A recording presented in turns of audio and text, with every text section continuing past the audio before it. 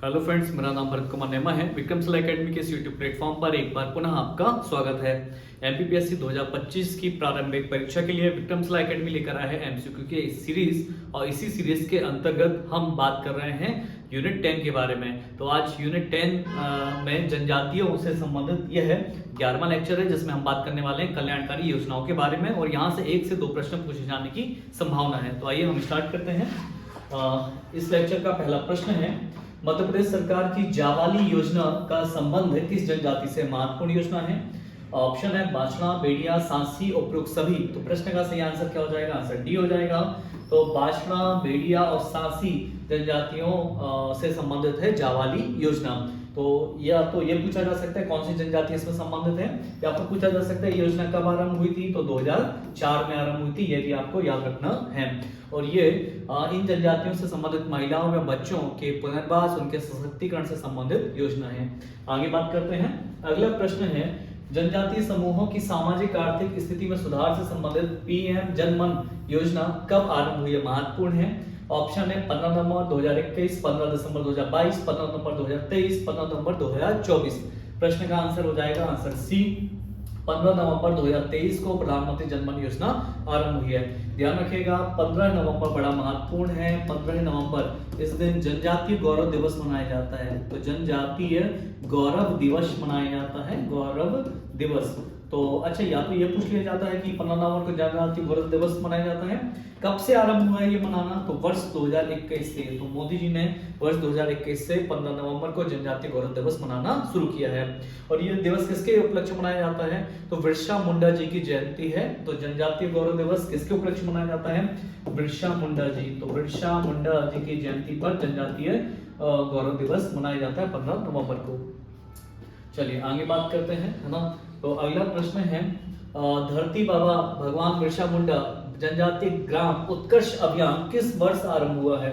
2 अक्टूबर 2020, 2 अक्टूबर 2021, 2 अक्टूबर 2023, 2 अक्टूबर 2024। तो प्रश्न का सही आंसर हो जाएगा आंसर डी हो जाएगा। 2 अक्टूबर 2024 को धरती बाबा भगवान बिरसा मुंडा जनजातीय ग्राम उत्कर्ष अभियान आरंभ हुआ है। जैसा कि मैंने बताया कि बिरसा मुंडा है ना, ये 15 नवंबर को जनजातीय गौरव दिवस इन्हीं के नाम पर मनाया जाता है। और इनको धरती बा या फिर है ना धरती आबा है ना की उपाधि दी जाती है, ये आपको याद रखना है। और इन्होंने अंग्रेजों के विरुद्ध एक संघर्ष किया है। जनजातियों ने इन्हें भगवान की उपाधि दी है, भगवान का दर्जा इन्हें प्राप्त है, ये आपको याद रखना है। और इनके द्वारा जो विद्रोह किया गया था उसको उल गुलाम विद्रोह कहा जाता है। ये प्रश्न भी पूछा जा सकता है। हाँ, तो योजना इनके नाम से कब आरंभ हुई है? 2 अक्टूबर 2024 को। चलिए आगे बात करते हैं। अगला प्रश्न है, अनुसूचित जाति जनजाति के लिए संचालित कन्या साक्षरता प्रोत्साहन योजना अति महत्वपूर्ण है। कन्या साक्षरता प्रोत्साहन योजना का संबंध है, ऑप्शन है कृषि अनुदान, उच्च शिक्षा, बीज वितरण, स्वास्थ्य। प्रश्न का सही आंसर क्या हो जाएगा? आंसर हो जाएगा बी, उच्च शिक्षा से संबंधित ये योजना है। अच्छा, यदि हम योजना की बात करें तो यह योजना कब आरंभ हुई है? तो वर्ष 2006 में आरंभ हुई है। और इस योजना के अंतर्गत एससी और एसटी की जो छात्र छात्राएं हैं है ना, उन्हें उच्च शिक्षा है ना के लिए स्कॉलरशिप दी जाती है, अनुदान दिया जाता है। चलिए आगे बात करते हैं। अगला प्रश्न है, अनुसूचित जनजाति की बालिकाओं को आवासीय शिक्षा उपलब्ध कराने हेतु कौन सी योजना संचालित की गई थी? ऑप्शन है अहिल्याबाई, सावित्रीबाई फुले, कस्तूरबा गांधी, दुर्गावती योजना। प्रश्न का सही आंसर क्या हो जाएगा? ध्यान रखिएगा आंसर सी हो जाएगा, कस्तूरबा गांधी विद्यालय योजना है ना संबंधित है आवासीय शिक्षा के लिए। अब ये योजना कब आरंभ हुई थी? तो आंसर आएगा वर्ष 2004 में यह योजना आरंभ की गई थी, इसे आपको याद रखना है। चलिए आगे बात करते हैं। अच्छा, ध्यान रखिएगा वो योजना किसके लिए है? एसटी की छात्राओं के लिए है। आगे बात करते हैं। अगला प्रश्न है, तेंदुपत्ता संग्राहकों के मेधावी छात्रों को उच्च शिक्षा है ना प्रोत्साहन हेतु कौन सी योजना आरंभ की गई थी? है ना, अर्जुन मुंडा शिक्षा योजना, एकलव्य शिक्षा योजना, बिरसा मुंडा शिक्षा योजना, ज्योतिबा फुले शिक्षा योजना। आंसर आ जाएगा आंसर बी, एकलव्य है ना शिक्षा योजना को आरंभ किया गया था, है ना। ये तेंदुपत्ता संग्राहकों के मेधावी बच्चों के लिए योजना है, उच्च शिक्षा से संबंधित योजना है। अच्छा, पूछा जा सकता है कब आरंभ हुई है? तो आपको याद रखना है वर्ष 2010 में आरंभ की गई थी यह योजना। आगे बात करते हैं। जैसे तेंदुपत्ता संग्राहकों के मेधावी छात्रों के लिए है। तेंदुपत्ता वैसे हमारे मध्य प्रदेश में कहाँ होता है? तो सागर, दमोह है ना, छतरपुर वाले क्षेत्रों में तेंदुपत्ता संकलित किया जाता है। आगे बात करते हैं। वर्ष 2020-21 में सॉरी माफ करिएगा, वर्ष 2001 से संचालित सूरजधारा अन्नपूर्णा योजना का संबंध है। ऑप्शन है माध्यमिक शिक्षा, स्वास्थ्य सुधार, बीज वितरण, निःशुल्क भोजन वितरण। तो क्या सही आंसर आएगा? ध्यान रखिएगा, सूरजधारा अन्नपूर्णा योजना का संबंध है ना बीज वितरण से है। इसके अंतर्गत सरकार के द्वारा उच्च गुणवत्ता के बीज है ना वितरित किए जाते हैं। चलिए आगे बात करते हैं। ये वर्ष 2001 में आरंभ की गई योजना है। अगला प्रश्न है, अनुसूचित जाति जनजाति के लिए वर्ष 2003 से संचालित रानी दुर्गावती योजना का संबंध है। किससे संबंधित है रानी दुर्गावती योजना? ऑप्शन है स्वरोजगार, उच्च शिक्षा, कृषि अनुदान, स्वास्थ्य। महत्वपूर्ण है, आंसर आ जाएगा ए, स्वरोजगार से संबंधित यह योजना है। और कब आरंभ हुई है रानी दुर्गावती योजना? वर्ष 2003 में आरंभ हुई है, इसे याद रखना है। आगे बात करते हैं, दीनदयाल अंत्योदय उपचार योजना किस वर्ष आरंभ हुई है? अंत्योदय उपचार है ना 1999, 2002, 2003, 2004। तो प्रश्न का सही आंसर क्या हो जाएगा? वर्ष 2004 में दीनदयाल अंत्योदय उपचार योजना है ना आदिवासियों के उपचार से संबंधित है ना आरंभ की गई थी। अगला प्रश्न है, तेजस्विनी ग्रामीण महिला है ना सशक्तिकरण योजना वर्ष 2006 किन जिलों में संचालित है? ऑप्शन है मंडला, छतरपुर, टीकमगढ़, उपरोक्त सभी। इस प्रश्न का सही आंसर क्या हो जाएगा? आंसर डी हो जाएगा। ध्यान रखिएगा, ये इस योजना एमपीपीएससी में ऑलरेडी पूछी जा चुकी है, तो फिर से पूछे जाने की संभावना भी है। तो ये जो तेजस्वी ग्रामीण महिला सशक्तिकरण योजना है, ये वर्ष 2006 में आरंभ की गई थी। सशक्तिकरण से संबंधित है, मध्य प्रदेश के 6 जिलों में आरंभ की गई थी। तो मध्य प्रदेश के 6 जिलों में, इसमें से मंडला, छतरपुर, टीकमगढ़ तो है ही 3 जिले, और बाकी के 3 कौन से हैं? जैसे आपका डिंडोरी है, डिंडोरी है ना, यहाँ पर भी है, बालाघाट भी इसमें शामिल है, बालाघाट, और पन्ना जिला भी शामिल है ना। तो ये 3 ये हो जाते हैं, और 3 मंडला, छतरपुर, टीकमगढ़, तो 6 जिलों में ये योजना संचालित है। ठीक है, और यूनाइटेड नेशन की कृषि विकास कोष के माध्यम से ये योजना संचालित की जा रही है। अगला प्रश्न है, दीनदयाल चलित अस्पताल योजना महत्वपूर्ण है, किस वर्ष आरंभ हुई है? 2004, 2006, 2008, 2010। तो यह योजना 2006 में आरंभ की गई थी। दीनदयाल चलित अस्पताल योजना स्वास्थ्य से संबंधित योजना है, स्वास्थ्य सुविधाओं से संबंधित योजना है, वर्ष 2006 में आरंभ किया गया था। अगला प्रश्न है, बलराम ताल योजना किस वर्ष आरंभ हुई है? ऑप्शन है 2002, 2004, 2007, 2010। तो प्रश्न का सही आंसर हो जाएगा, आंसर सी हो जाएगा। 2007 में बलराम ताल योजना आरंभ किया गया था। इसमें तालाब निर्माण के लिए है ना आदिवासी समुदाय को अनुदान दिया जाता है। चलिए, ये महत्वपूर्ण योजना है, कृषि में सिंचाई सुविधा उपलब्ध कराने से संबंधित है। अगला प्रश्न है, वर्ष 2010 से मध्य प्रदेश सरकार द्वारा किस राजनेता के नाम पर अनुसूचित जनजाति के छात्रों को छात्रवृत्ति सुविधा दी जा रही है? महत्वपूर्ण प्रश्न है आपके लिए। ऑप्शन है श्यामा प्रसाद मुखर्जी, अटल बिहारी वाजपेयी, दीनदयाल उपाध्याय, भीमराव अंबेडकर जी। तो प्रश्न का सही आंसर क्या हो जाएगा? आंसर ए हो जाएगा, श्यामा प्रसाद मुखर्जी के नाम पर है ना छात्रवृत्ति सुविधा वर्ष 2010 से दी जा रही है। अगर हम श्यामा प्रसाद मुखर्जी की बात करें तो ध्यान रखिएगा, जनसंघ के नेता हैं है ना, जनसंघ के नेता हैं। वो 1951 में है ना इन्होंने जनसंघ को बनाया था। ठीक है, और इसी से फिर क्या बना है? भारतीय जनता पार्टी बनी है 1980 में। तो ये योजना आपको याद रखना है, इनके नाम पर छात्रवृत्ति दी जाती है।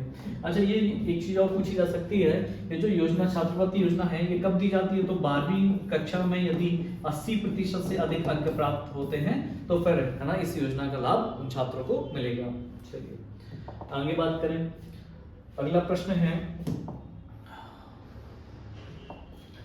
औषधि कृषि को बढ़ावा देने हेतु वर्ष 2021 में कौन सी योजना संचालित है? ऑप्शन है वेदारण्य योजना, अरुणिमा योजना, पांचजनी योजना, वन वृक्ष योजना। तो आंसर आ जाएगा, आंसर ये हो जाएगा, वेदारण्य योजना वर्ष 2021 से संचालित है और औषधीय महत्वपूर्ण औषधीय है ना गुणवत्ता से संबंधित है ना पौधों को उगाने से संबंधित है। ये आपको याद रखना है, वर्ष 2021 से संचालित है। परीक्षा पूर्व प्रशिक्षण योजना है ना किस वर्ष आरंभ हुई है? 2008, 2010, 2012, 2014। तो ये भी महत्वपूर्ण है, आंसर आ जाएगा, आंसर सी, 2012 से ये योजना आरंभ हुई है ना। और ध्यान रखिएगा, जनजातीय कार्य विभाग की यह योजना है और इसके अंतर्गत ना जो कॉम्पिटिटिव एग्जाम होते हैं उनके लिए फिर निःशुल्क कोचिंग उपलब्ध कराई जाती है। तो ध्यान रखिएगा, योजना जनजातीय कार्य विभाग की है और कॉम्पिटिटिव एग्जाम के लिए है ना निःशुल्क ट्रेनिंग उपलब्ध कराई जाती है, प्रशिक्षण उपलब्ध कराया जाता है। अगला प्रश्न है, सिविल सेवा प्रोत्साहन योजना के अंतर्गत यूपीएससी की प्रारंभिक मुख्य और साक्षात्कार के लिए कितनी राशि प्रदान की जाती है? 40,000, 60,000, 50,000 या 30,000, 40,000, 60,000, 20,000, 30,000, 40,000, 40,000, 50,000, 30,000। तो प्रश्न का सही आंसर हो जाएगा, आंसर ए हो जाएगा। 40,000 प्री, 60,000 मेंस और 50,000 साक्षात्कार में यूपीएससी के लिए दिए जाते हैं। ये आपको याद रखना, पूछा जा सकता है। अगला प्रश्न है, सिविल सेवा प्रोत्साहन योजना के अंतर्गत एमपीपीएससी की प्रारंभिक परीक्षा, मुख्य परीक्षा और साक्षात्कार के लिए कितनी राशि प्रदान की जाती है? ऑप्शन है 20,000, 30,000, 25,000, 30,000, 30,000, 30,000, 10,000, 20,000, 30,000 या 15,000, 20,000 और 25,000। तो इस प्रश्न का सही आंसर हो जाएगा, आंसर ये हो जाएगा। प्री के लिए 20, मेंस के लिए 30 और साक्षात्कार के लिए 25,000 रुपए की राशि एमपीपीएससी की तैयारी के लिए सरकार के द्वारा दी जाती है। ये महत्वपूर्ण है। अगला प्रश्न है, वर्ष 2019 से संचालित वन धन योजना का संबंध है, महत्वपूर्ण है। ऑप्शन है कृषकों से, बुनकरों से, लोक गायकों से, तेंदुपत्ता संग्राहकों से। तो प्रश्न का सही आंसर हो जाएगा, आंसर बी, बुनकरों से संबंधित यह योजना है। ठीक है, तेंदुपत्ता के लिए तो हमने बता दिया, एकलव्य शिक्षा विकास योजना थी, 2010 से संचालित थी। चलिए आगे बात करते हैं। अगला प्रश्न है, वर्ष 2019 से संचालित, ठीक है ये तो हो गया। अगला प्रश्न है, भगवान बिरसा मुंडा स्वरोजगार योजना किस वर्ष आरंभ हुई? सितंबर 2018, अगस्त 2020, सितंबर 2022, अक्टूबर 2024। तो एमपीपीएससी में या अदर स्टेट एग्जामों में है ना ये प्रश्न देखने को मिल सकते हैं। तो इस प्रश्न का सही आंसर क्या हो जाएगा? सितंबर 2022, आंसर हो जाएगा सी, है ना। भगवान बिरसा मुंडा स्वरोजगार योजना आरंभ हुई थी। अच्छा, अब यहाँ से कुछ और प्रश्न पूछे जा सकते हैं, ध्यान रखिएगा।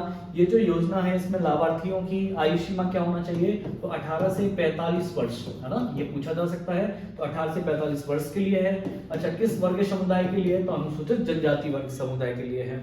और इसके अंतर्गत क्या होता है? तो इसके अंतर्गत विनिर्माण, इसके अंतर्गत विनिर्माण क्षेत्र में, है ना, आपका 1 लाख से 50 लाख, 50 लाख, है ना, माफ करिएगा, 10 लाख से 50 लाख, है ना, तक की सीमा विनिर्माण क्षेत्र में निर्धारित की गई है। ये आपको याद रखना है। चलिए आगे बात करते हैं। अगला प्रश्न है, भगवान बिरसा मुंडा स्वरोजगार योजना के लाभार्थी हैं, है ना, अनुसूचित जाति वर्ग, अनुसूचित जनजाति वर्ग, पिछड़ा वर्ग, अनुसूचित जाति जनजाति वर्ग दोनों। तो प्रश्न का सही आंसर क्या हो जाएगा? आंसर हो जाएगा बी। तो यह जो योजना है, ध्यान रखिएगा, है ना, हमने बात करी है 2022 में आरंभ हुई है और एसटी के लिए, अनुसूचित जनजाति वर्ग के लिए है। और इसकी एज लिमिट क्या है? 18 से 45 वर्ष है। ये आपको याद रखना है। चलिए आगे बात करते हैं। अगला प्रश्न है, टंट्या मामा आर्थिक कल्याण योजना, है ना, महत्वपूर्ण है। यह भी किस वर्ष आरंभ हुई है?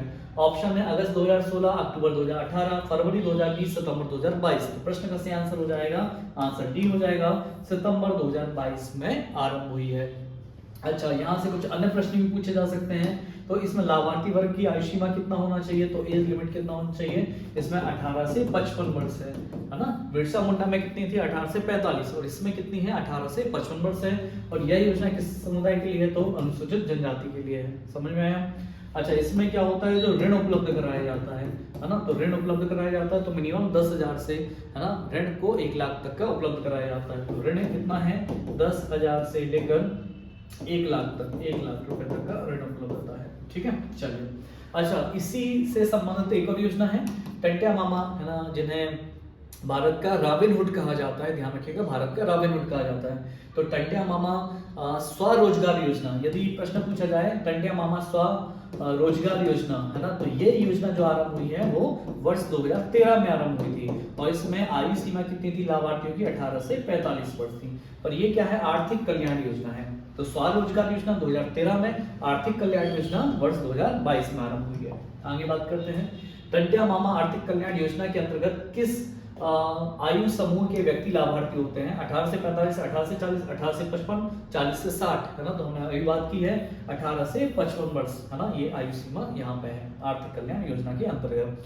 वर्ष 2022 में आरंभ हुई है। एसटी से संबंधित यह योजना है, अनुसूचित जातियों के लिए योजना है। अगला प्रश्न है, वर्ष 2023 से संचालित मुख्यमंत्री दुधारू पशु योजना में कौन सी जनजातियां शामिल हैं? है ना। ऑप्शन है सहरिया, बैगा, भारिया, उपरोक्त सभी। तो इस प्रश्न का सही आंसर क्या हो जाएगा? आंसर हो जाएगा डी, सहरिया, बैगा और भारिया, इन तीनों ही जनजातियों को है ना मुख्यमंत्री दुधारू पशु योजना में शामिल किया गया है। और ये योजना कब आरंभ हुई है? तो है ना वर्ष 2023 में आरंभ हुई है। और सहरिया, बैगा, भारिया ये 3 मध्य प्रदेश की विशेष पिछड़ी जनजातियां हैं। चलिए आगे बात करते हैं। अगला प्रश्न है, देवी अहिल्याबाई पुरस्कार किस वर्ष आरंभ किया गया था? ऑप्शन 1983, 1986, 1992, 1996, 97। तो प्रश्न का सही आंसर क्या हो जाएगा? आंसर डी हो जाएगा। देवी अहिल्या पुरस्कार ध्यान रखिएगा 1996, 97 में दिया जाता है ना। किस विधा के लिए दिया जाता है? तो आदिवासी लोक एवं पारंपरिक कलाओं के लिए दिया जाता है, कलाओं के लिए। तो ध्यान रखिएगा ये महिलाओं है ना, लोक एवं पारंपरिक कलाओं में महिलाओं को दिया जाने वाला ये पुरस्कार है। 96-97 में आरंभ हुआ। अहिल्याबाई की बात करें तो ध्यान रखिएगा इन्हें लोक माता कहा जाता है ना, और होलकर रियासत से संबंधित है ना। इनका जन्म 1725 में हुआ था, 1725 में चौड़ी ग्राम महाराष्ट्र में। तो ध्यान रखिएगा चौड़ी ग्राम महाराष्ट्र में हुआ था है ना। बाद में इनकी शादी हो जाती है, विवाह हो जाता है ना खांडेराव होलकर के साथ। इनका बेटा होता है मालेराव होलकर, इनकी बेटी होती है मुक्ता बाई, ठीक है। और इनके 1700 जो मल्हार राव होलकर होते हैं उनकी मृत्यु के बाद 1766 में है ना राजगद्दी संभालती हैं। 1795 तक होलकर वंश की महारानी रही हैं, इसे आपको याद रखना है। लोक माता की उपाधि दी जाती है। इनके प्रधानमंत्री थे तुकोजी राव। चलिए आगे बात करते हैं। अगला प्रश्न है, मध्य प्रदेश सरकार द्वारा शंकर शाह एवं रघुनाथ शाह पुरस्कार किस विधा के लिए दिया जाता है? ऑप्शन उच्च शिक्षा, लोक सेवा, स्वास्थ्य क्षेत्र, आदिवासी कला सृजन। तो प्रश्न का सही आंसर हो जाएगा, आंसर डी हो जाएगा, आदिवासी कला सृजन के लिए है ना। ध्यान रखिएगा वर्ष 2008 से मध्य प्रदेश सरकार के द्वारा ये पुरस्कार दिया जा रहा है, ठीक है। अच्छा, यहाँ से कुछ और प्रश्न पूछे जा सकते हैं।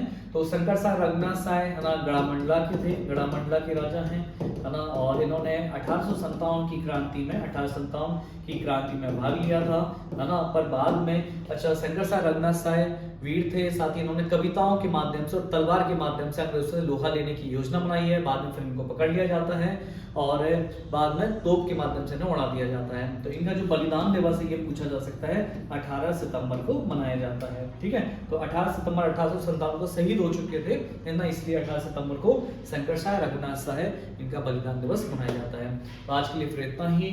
आगे के लेक्चर में हम अन्य महत्वपूर्ण टॉपिक्स जो जनजातियों से संबंधित है उनके बारे में हम बात करेंगे। आप सभी का बहुत बहुत धन्यवाद।